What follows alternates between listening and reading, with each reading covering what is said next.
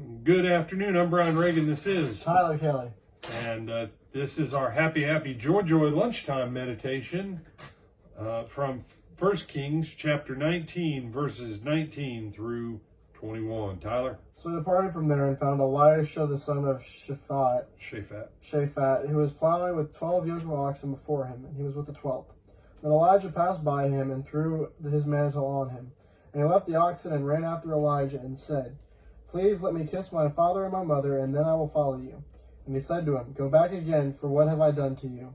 So Elisha turned back from him and took a yoke of oxen and slaughtered them and boiled their flesh using the oxen's equipment and gave it to the people, and they ate. Then he arose and followed Elijah and became his servant. All right, so Elisha will end up doing twice as much cool stuff as Elijah ever did. Because he'll say, "Hey," Elijah's like, "Why are you following me?" He's like, "Cause, I want to see where you're going, man." And he's like, "What do you want from me?" And he says, "I want double of everything you've ever done as a prophet." Well, before we ever get to that point, though, we have the calling of Elisha.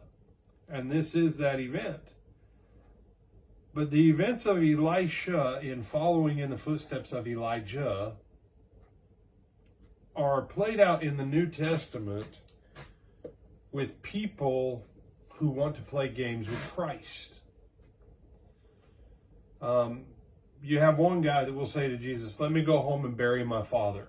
You have someone else that says, "Let me go and say farewell to my family." And Jesus will say, "No one who, having put his hand to the plow and looking back, is fit."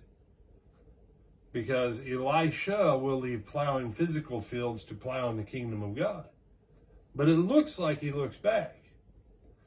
And so when you have people that are coming to Jesus in the New Testament and they're using some of these excuses, like, "Oh, let me go prove my oxen and stuff," they're trying to play on the prophethood of Elisha. And when you look at Elisha's quote, "Let me go home and say goodbye to my mom and dad," people see you have time to get it in gear. That wasn't his way of going home. His way of going home was, "Mom and Dad, I was called to be a prophet of God. You're going to have to get someone else take care of the fields. By the way, I'm killing some of the oxen and throwing a feast tonight on my way out." This is what is called commitment. Commitment.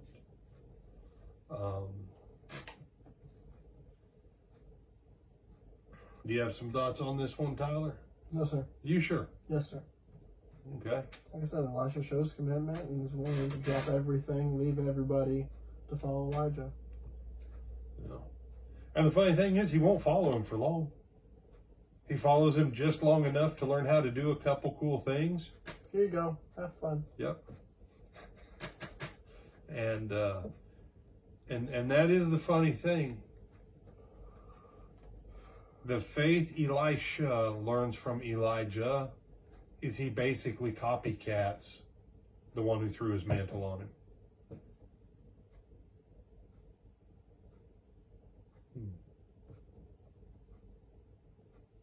Wait, Brother Brian, did y'all say something? Did the screen glitch? Was there a glitch in the movie production? No, there wasn't.